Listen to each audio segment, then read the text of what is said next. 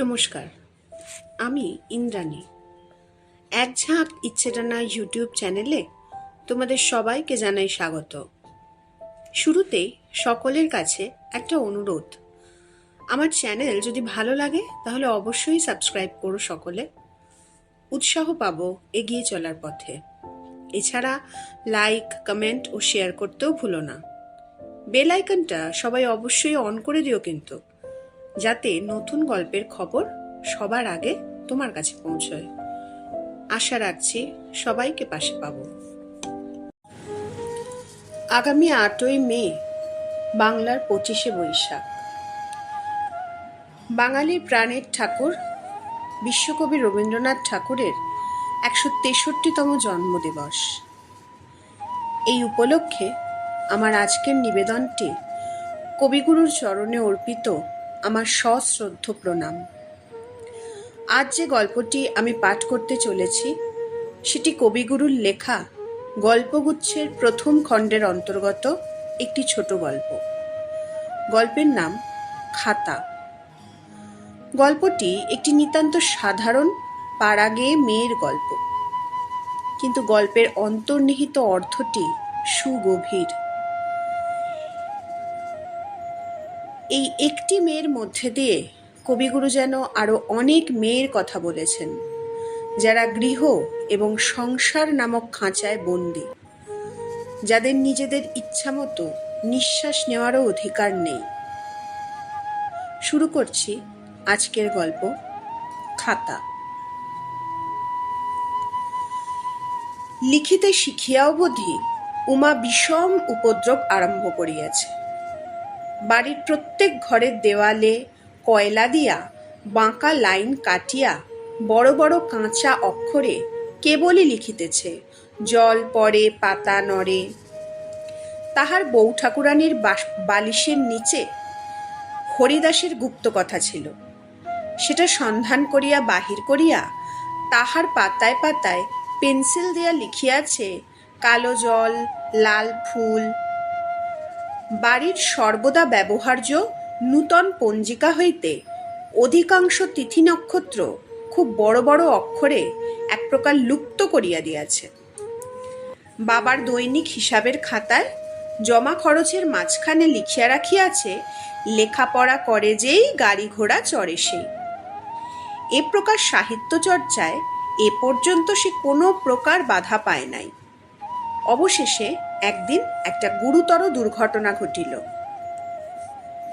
উমার দাদা গোবিন্দলাল দেখিতে অত্যন্ত নিরীহ, কিন্তু সে খবরের কাগজে সর্বদাই লিখিয়া থাকে। তাহার কথাবার্তা শুনিলে তাহার আত্মীয় স্বজন কিংবা তাহার পরিচিত প্রতিবেশীরা কেহ তাহাকে চিন্তাশীল বলিয়া কখনো সন্দেহ করে না। কিন্তু বাস্তবিকও সে যে কোনো বিষয়ে কখনো চিন্তা করে এমন অপবাদ তাহাকে দেওয়া যায় না। কিন্তু সে লেখে এবং বাংলার অধিকাংশ পাঠকের সঙ্গে তার মতের সম্পূর্ণ ঐক্য হয়।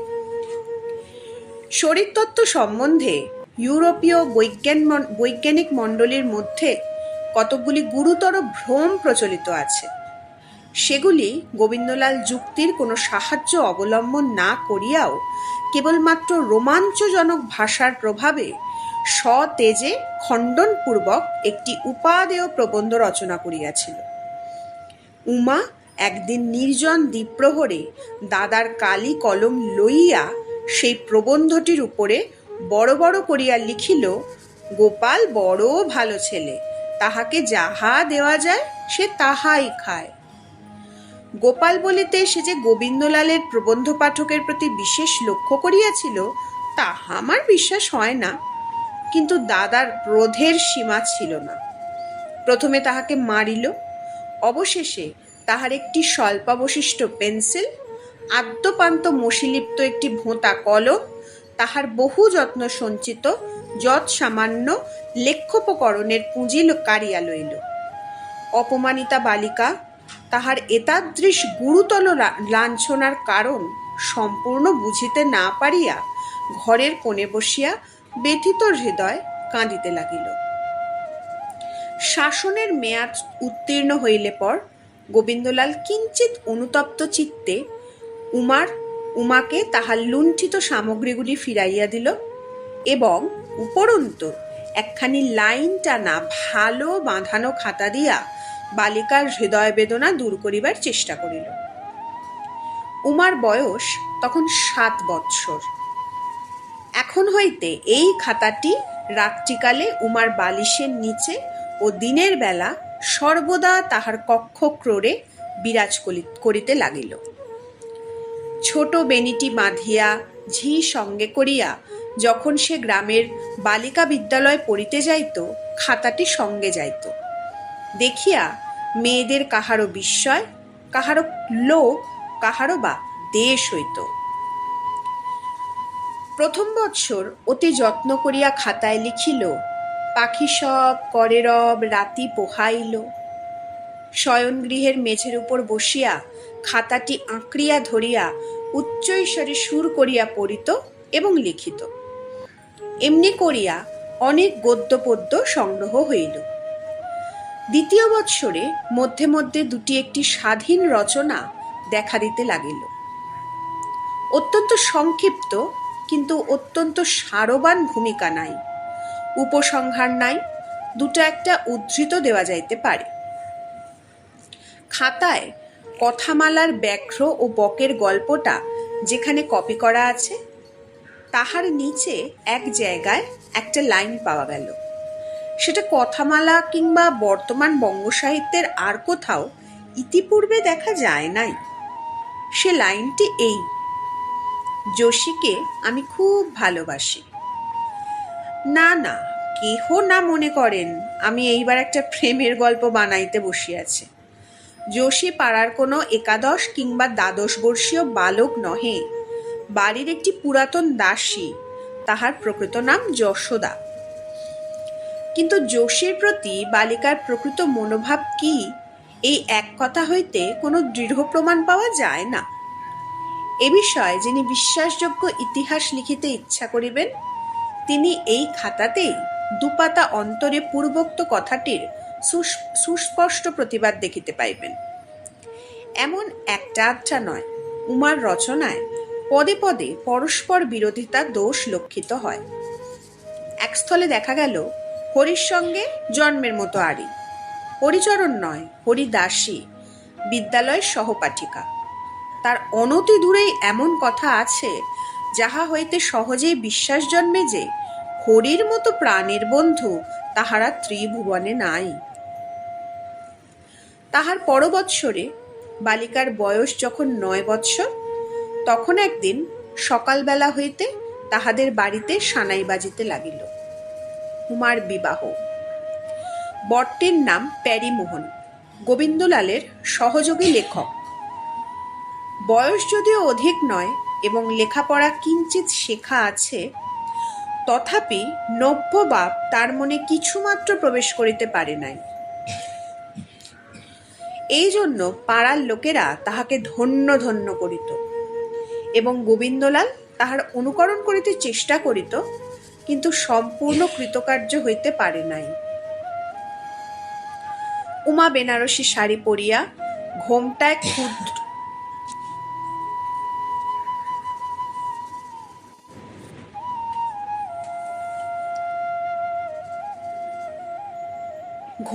ক্ষুদ্র মুখখানি আবৃত করিয়া কাঁদিতে কাঁদিতে শ্বশুর বাড়ি গেল। মা বলিয়া দিলেন, বাছা, শাশুড়ির কথা মানিয়া চলিস, ঘরকন্যার কাজ করিস, লেখাপড়া লইয়া থাকিস নে। গোবিন্দলাল বলিয়া দিলেন, দেখিস সেখানে দেয়ালে আঁচড় কাটিয়া বেড়াস নে, সে তেমন বাড়ি নয়। আর প্যারীমোহনের কোনো লেখার উপরে খবরদার কলম চালাস নে। বালিকার হৃৎকম্প উপস্থিত হইল। তখন বুঝিতে পারিল সে যেখানে যাইতেছে সেখানে কেহ তাহাকে মার্জনা করিবে না, এবং তাহারা কাহাকে দোষ বলে, অপরাধ বলে, ত্রুটি বলে, তাহা অনেক ভৎসনার পর অনেক দিনে শিখিয়া লইতে হইবে। সেদিন সকালেও সানাই বাজিতেছিল, কিন্তু সেই ঘোমটা এবং বেনারসি শাড়ি এবং অলঙ্কারে মণ্ডিত ক্ষুদ্র বালিকার কম্পিত হৃদয়টুকুর মধ্যে কি হইতেছিল তাহা ভালো করিয়া বোঝে এমন একজনও সেই লোকারণ্যের মধ্যে ছিল কিনা সন্দেহ। যদিও যোশী উমার সঙ্গে গেল, কিন্তু কিছুদিন থাকিয়া উমাকে শ্বশুরবাড়িতে প্রতিষ্ঠিত করিয়া সে চলিয়া আসিবে এমনি কথা ছিল। স্নেহশীলা যোশী অনেক বিবেচনা করিয়া উমার খাতাটি সঙ্গে লইয়া গিয়াছিল। এই খাতাটি তাহার পিতৃভবনের একটি অংশ, তাহার অতি ক্ষণিক জন্মগৃহবাসের স্নেহময় স্মৃতিচিহ্ন। পিতামাতার অঙ্কস্থলীর একটি সংক্ষিপ্ত ইতিহাস, অত্যন্ত বাঁকাচোরা কাঁচা অক্ষরে লেখা। তাহার এই অকাল গৃহিণীপনার মধ্যে বালিকা স্বভাবরোচক একটুখানি স্নেহমধুর স্বাধীনতার আস্বাদ। শ্বশুরবাড়ি গিয়া প্রথম কিছুদিন সে কিছুই লেখে নাই, সময়ও পায় নাই। অবশেষে কিছুদিন পরে যোশী তাহার পূর্বস্থানে চলিয়া গেল। সেদিন উমা দুপুরবেলা শয়নগৃহের দ্বার রুদ্ধ করিয়া টিনের বাক্স হইতে খাতাটি বাহির করিয়া কাঁদিতে কাঁদিতে লিখিল, যোশী বাড়ি চলে গেছে, আমিও মার কাছে যাব। আজকাল চারুপাঠ এবং বোধোদয় হইতে কিছু কপি করিবার অবসর নাই, বোধ করি তেমন ইচ্ছাও নাই। সুতরাং আজকাল বালিকার সংক্ষিপ্ত রচনার মধ্যে মধ্যে দীর্ঘ বিচ্ছেদ নাই। পূর্বোদ্ধৃত পদটির পরেই দেখা যায় লেখা আছে, দাদা যদি একবার বাড়ি নিয়ে যায় তাহলে দাদার লেখা আর কখনো খারাপ করে দেব না। শোনা যায় উমার পিতা উমাকে প্রায় মাঝে মাঝে বাড়ি আনিতে চেষ্টা করেন, কিন্তু গোবিন্দলাল এবং প্যারীমোহনের সঙ্গে যোগ দিয়া তাহার প্রতিবন্ধক হয়। গোবিন্দলাল বলে, এখন উমার পতিভক্তি শিক্ষার সময়, এখন তাহাকে মাঝে মাঝে পতিগৃহ হইতে পুরাতন পিতৃস্নেহের মধ্যে আনয়ন করিলে তাহার মনকে অনর্থক বিক্ষিপ্ত করিয়া দেওয়া হয়। এই বিষয়ে সে উপদেশে বিদ্রূপে জড়িত এমন সুন্দর প্রবন্ধ লিখিয়াছিল যে তাহার একমতবর্তী সকল পাঠকেই উক্ত রচনার অকাট্য সত্য সম্পূর্ণ স্বীকার না করিয়া থাকিতে পারে নাই। লোকমুখে সেই কথা শুনিয়াই উমা তাহার খাতায় লিখিয়াছিল, দাদা, তোমার দুটি পায়ে পড়ি, আমাকে একবার তোমাদের ঘরে নিয়ে যাও, আমি তোমাকে আর কখনো রাগাবো না। একদিন উমা দ্বার রুদ্ধ করিয়া এমনি কি একটা অর্থহীন তুচ্ছ কথা খাতায় লিখিতেছিল।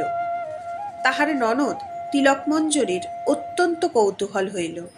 সে ভাবিল, বৌদিদি মাঝে মাঝে দরজা বন্ধ করিয়া কি করে দেখিতে হইবে। দ্বারের ছিদ্র দিয়া দেখিল লিখিতেছে। দেখিয়া অবাক, তাহাদের অন্তঃপুরে কখনোই সরস্বতীর এরূপ গোপন সমাগম হয় নাই। তাহার ছোট বোন কনকমঞ্জরী, সেও আসিয়া একবার উঁকি মারিয়া দেখিল। তাহার ছোট অনঙ্গমঞ্জরী, সেও পদাঙ্গুলির উপর ভর দিয়া অতি কষ্টে ছিদ্রপথ দিয়া রুদ্ধ গৃহের রহস্য ভেদ করিয়া লইল। উমা লিখিতে লিখিতে সহসা গৃহের বাহিরে তিনটি পরিচিত কণ্ঠের খিলখিল হাসি শুনিতে পাইল। ব্যাপারটা বুঝিতে পারিল। তাড়াতাড়ি খাতা বাক্সে বন্ধ করিয়া লজ্জায় ভয়ে বিছানায় মুখ লুকাইয়া পড়িয়া রহিল। প্যারীমোহন এই সংবাদ অবগত হইয়া বিশেষ চিন্তিত হইল। পড়াশোনা আরম্ভ হইলেই নভেল নাটকের আমদানি হইবে এবং গৃহধর্ম রক্ষা করা দায় হইয়া উঠিবে। তাছাড়া বিশেষ চিন্তা দ্বারা এ বিষয়ে সে একটি অতি সূক্ষ্ম তত্ত্ব নির্ণয় করিয়াছিল। সে বলিত, স্ত্রী শক্তি এবং পুং শক্তি উভয় শক্তির সম্মিলনে পবিত্র দাম্পত্য শক্তির উদ্ভব হয়।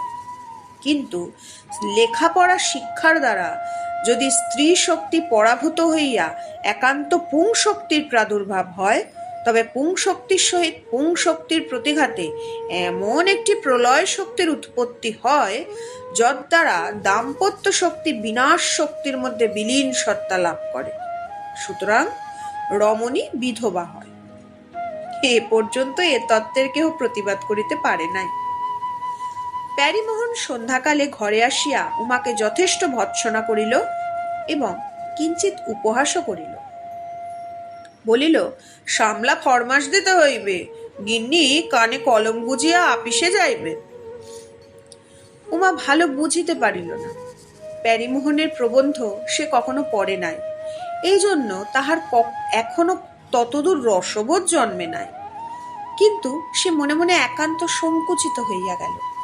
মনে হইল পৃথিবী দ্বিধা হইলে তবে সে লজ্জা রক্ষা করিতে পারে। বহুদিন আর সে লেখে নাই, কিন্তু একদিন শরৎকালের প্রভাতে একটি গায়িকা ভিখারিণী আগমনীর গান গাহিতেছিল। উমা জানালার গড়াদের উপর মুখ রাখিয়া চুপ করিয়া শুনিতেছিল। একে শরৎকালের রৌদ্রে ছেলেবেলাকার সকল কথা মনে পড়ে। তাহার উপরে আগমনীর গান শুনিয়া সে আর থাকিতে পারিল না। উমা গান গাহিতে পারিত না, কিন্তু লিখিতে শিখিয়া অবধি এমনি তাহার অভ্যাস হইয়াছে যে একটা গান শুনিলেই সেটা লিখিয়া লইয়া গান গাহিতে না পারার খেদ মিটাইত। আজ কাঙালি গাহিতেছিল, পুরবাসী বলে উমার মা, তোর হারা তারা এলো ওই, শুনে পাগলিনী প্রায় অমনি রানী ধায়, কই উমা, বলি কই। কেঁদে রানী বলে, আমার উমা এলে, একবার আয় মা, একবার আয়, একবার আয় মা করি কোলে। অমনি দুবাহু পসারি মায়ের গলা ধরি, অভিমানে কাঁদি রানীরে বলে, কই মেয়ে বলে আনতে গিয়েছিলে। অভিমানে উমার হৃদয় পূর্ণ হইয়া চোখে জল ভরিয়া গেল। গোপনে গায়িকাকে ডাকিয়া গৃহদ্বার রুদ্ধ করিয়া বিচিত্র বানানে এই গানটি খাতায় লিখিতে আরম্ভ করিল। তিলক মঞ্জরি, কনক মঞ্জরি এবং অনঙ্গ মঞ্জরি সেই ছিদ্রযোগের সমস্ত দেখিল এবং সহসা করতালি দিয়া বলিয়া উঠিল, বৌদিদি কি করছো, আমরা সমস্ত দেখেছি। তখন উমা তাড়াতাড়ি দ্বার খুলিয়া বাহির হইয়া কাতর স্বরে বলিতে লাগিল, লক্ষ্মী ভাই, কাউকে বলিস নে ভাই, তোদের দুটি পায়ে পড়ি ভাই, আমি আর করব না, আমি আর লিখব না। অবশেষে উমা দেখিল তিলক মঞ্জরি তাহার খাতাটির প্রতি লক্ষ্য করিতেছে। তখন সে ছুটিয়া গিয়া খাতাটি বক্ষে চাপিয়া ধরিল। ননদেরা অনেক বলপ্রয়োগ করিয়া সেটি কাড়িয়া লইবার চেষ্টা করিল। কৃতকার্য না হইয়া অনঙ্গ দাদাকে ডাকিয়া আনিল। প্যারীমোহন আসিয়া গম্ভীরভাবে খাটে বসিল। মেঘমন্দ্র স্বরে বলিল, খাতা দাও। আদেশ পালন হইল না দেখিয়া আরো দু এক সুর গলা নামাইয়া কহিল, দাও।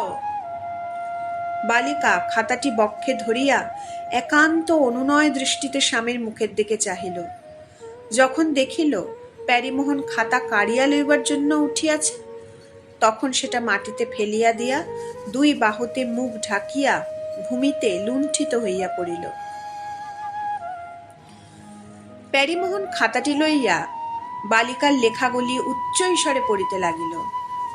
শুনিয়া উমা পৃথিবীকে উত্তরোত্তর গাঢ়তর আলিঙ্গনে বদ্ধ করিতে লাগিল এবং অপর তিনটি বালিকা শ্রোতা খিলখিল করিয়া হাসিয়া অস্থির হইল। সেই হইতে উমা আর সে খাতা পায় নাই। প্যারীমোহনেরও সূক্ষ্ম তত্ত্বকণ্টকিত বিবিধ প্রবন্ধপূর্ণ একখানি খাতা ছিল, কিন্তু সেটি কাড়িয়া লইয়া ধ্বংস করে এমন মানবহিতৈষী কেহ ছিল না। ব্যাস, আজ এই পর্যন্তই। এই মেয়েদের মনের কথাই যেন কবিগুরু গানে বলেছেন, এই আকাশে আমার মুক্তি, আলোয় আলোয় এই আকাশে আমার মুক্তি, আলোয় আলোয় আমার মুক্তি, ধুলায় ধুলায় ঘাসে ঘাসে এই আকাশে আমার মুক্তি, আলোয় আলো। কেমন লাগলো গল্পটা কমেন্ট করে জানিও কিন্তু সবাই। আজ তাহলে আসি, খুব তাড়াতাড়ি দেখা হবে আরো নতুন গল্পের সাথে।